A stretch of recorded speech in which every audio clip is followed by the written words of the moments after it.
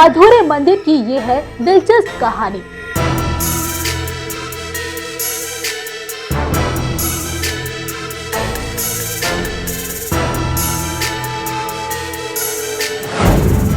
जिसमें मिलती है ककन मठ की अलौकिक दुनिया।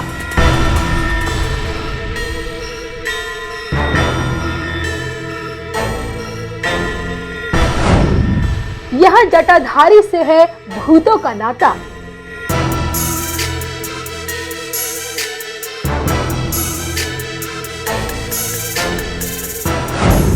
मिलती है भूतों की रहस्यमय दुनिया।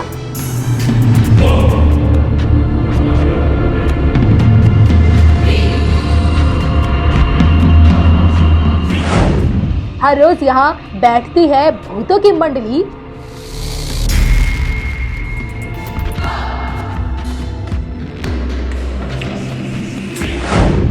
सांझ ढलते ही यहाँ हर कोई आने से कतराता।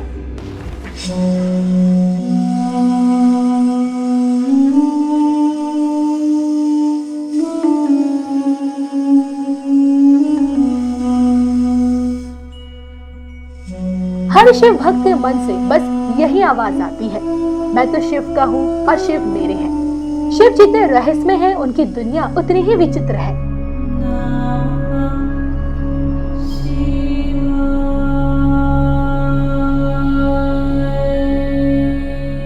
कैलाश के राजा और शमशान निवासी भस्मधारी शंभुनाथ जब चलते हैं तो भूतों की टोली भी उनके संग आगे आगे बढ़ती है। हम और आप सृष्टि के संहारक की जिस खूबसूरत दुनिया में रहते हैं, वह मिलती है उन्हीं की अद्भुत, अकल्पनीय और अविश्वसनीय दुनिया का रहस्यमय ककन मठ।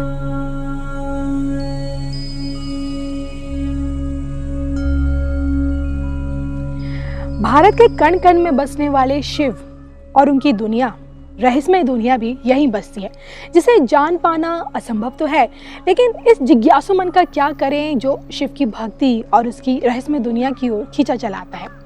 आज हम आपको जटाधारी की एक ऐसी रहस्यमय दुनिया में लेकर जा रहे हैं जिसे रातों रात भूतों ने बसाया। एक ऐसा अद्भुत मंदिर जिसका एक एक पत्थर मानो हवा में लटक रहा हो, या फिर यूं कहें कि एक ऐसी रहस्यमय जगह जहां सूरज ढलने के बाद रुकना मना है। जी हाँ, सिहोनिया का ककन मठ मंदिर।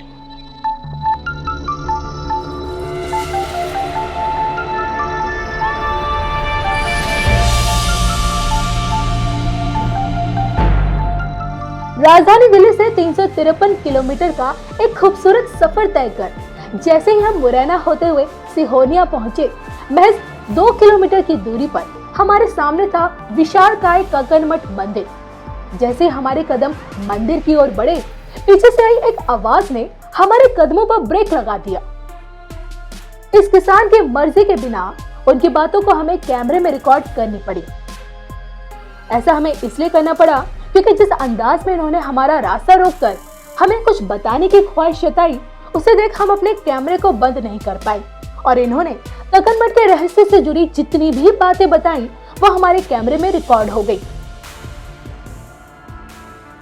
रात को भूतों ने बनाया है। अच्छा, हाँ, भूतों ने बनाया है। जैसे हम बचपन आता था भैया, तो इसके ऊपर चढ़े हम।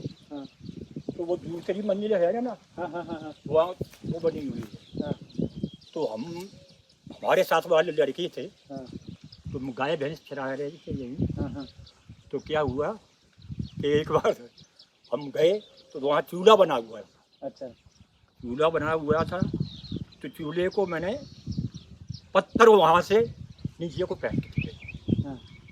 फेंक करके और देखा दूसरे दिन फिर गए तो ताजी राख जली हुई चूल्हे में, वो वही पत्थर वही मिल गया। इससे होता है कि प्रेत आत्मा कोई भूत आत्मा आती है। अच्छा, क्या है, तो लोग यहाँ के लोग ये मानते हैं इन सब चीज़ों को? यहाँ दोनों को मान रहे हैं। तो किसान की इन्हीं बातों को सुनकर हमारा मन जितना डर गया था, ककन मठ मंदिर को देखने की दिलचस्पी और उतनी बढ़ गई थी।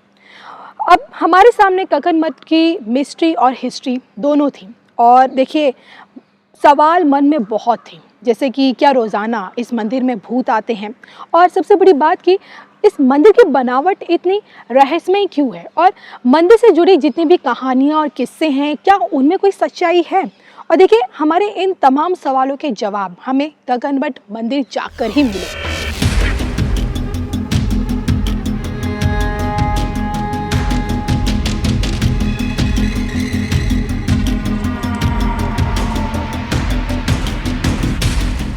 जैसे ही हम भूतों के रहस्यमय दुनिया में पहुंचे, हमारे सामने था अलौकिक और विशालकाय गगनमठ मंदिर, जो हमारे लिए दुनिया के 7 अजूबों से कम नहीं था।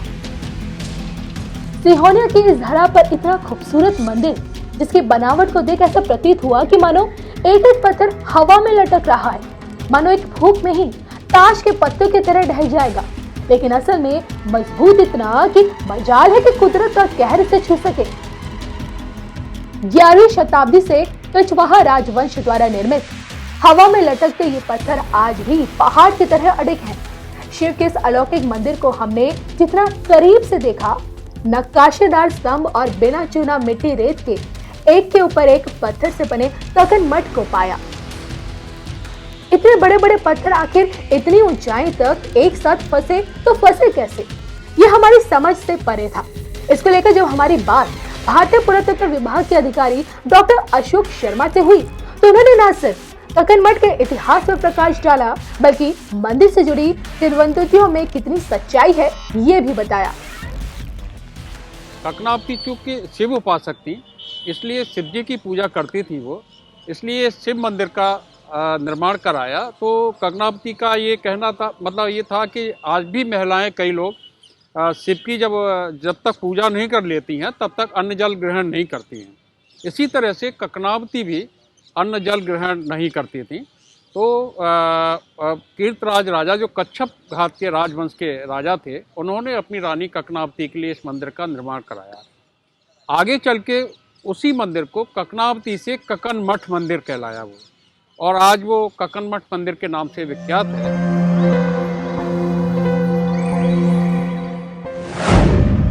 अधूरे गगनमठ मंदिर की मिलती है दिलचस्प कहानी।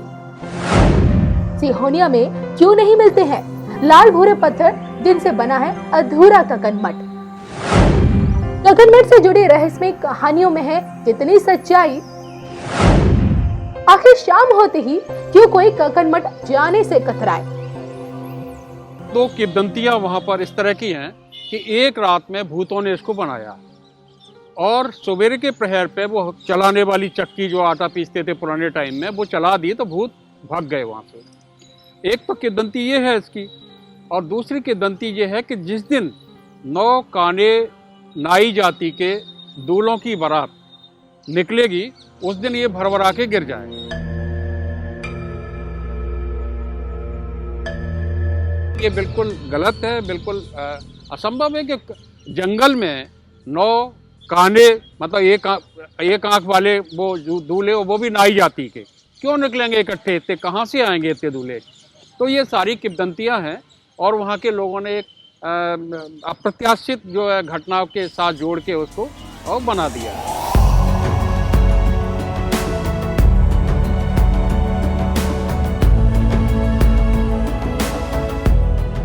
इस मंदिर को देखकर आपको भी ऐसा जरूर लगेगा कि ये कभी भी ढह जाए, लेकिन सैकड़ों सालों से गगनमठ इसी तरह टिका हुआ है, जो अपने आप में किसी करिश्मे से कम नहीं है।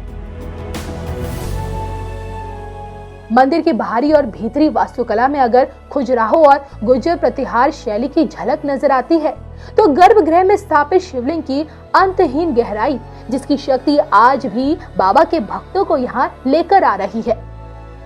गलियारे से होते हुए एक एक सीढ़ी चढ़ते हुए अब हम आ पहुंचे हैं मंदिर के बीचों बीच मौजूद गर्भगृह में। यहाँ हमें करीब 2.5 फीट ऊंचे शिवलिंग में महादेव के दर्शन हुए। कहते हैं ना, मानो तो भगवान, ना मानो तो पाषाण।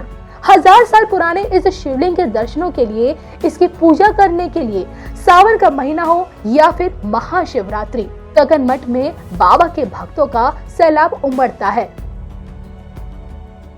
गगनमठ मंदिर को देखकर बस ऐसा लगता है कि सारे पत्थर एक कतारबद्ध तरीके से रखे हुए हैं। ना खिड़की ना दरवाज़ा, बस एक के ऊपर एक पत्थर रखा हुआ है और उसी पत्थर से बना पूरा मंदिर।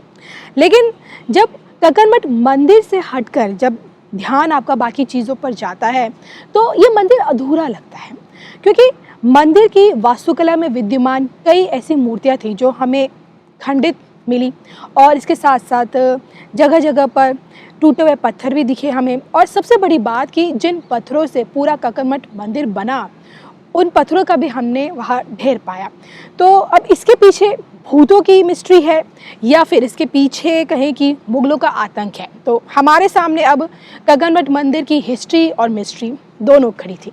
ये एक्चुअली भारतीय संस्कृति को नष्ट करने के लिए बीच में मोहम्मदन शासकों का जो जब आया तो वहाँ पर उन्होंने एक उस समय अभियान चला होगा तो भारतीय संस्कृति को नष्ट करने का, तो उस समय ये ज़्यादातर मूर्तियाँ वहाँ नष्ट हुई हैं और कुछ ये तूफान, हवा, पानी आदि से ये मूर्तियाँ नष्ट हुई।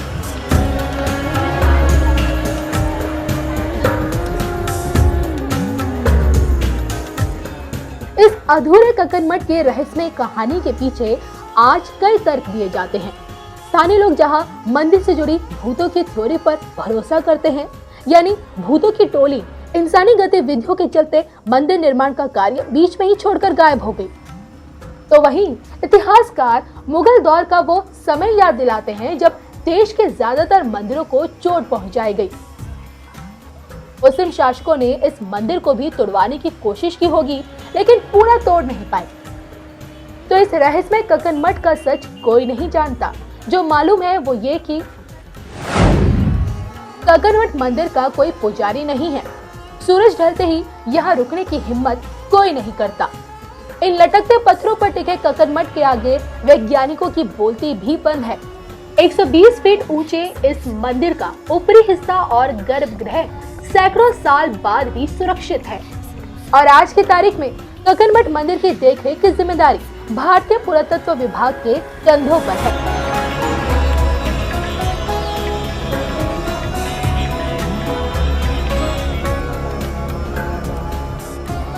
अगर आप कक्करमठ मंदिर को देखने का मन बना चुके हैं तो चले आइए सिहोनिया और बन जाइए कक्करमठ की रहस्यमय दुनिया का हिस्सा। तो फिलहाल के लिए बस इतना ही। अगली बार फिर मिलेंगे एक नए मंदिर और एक नई कहानी के साथ।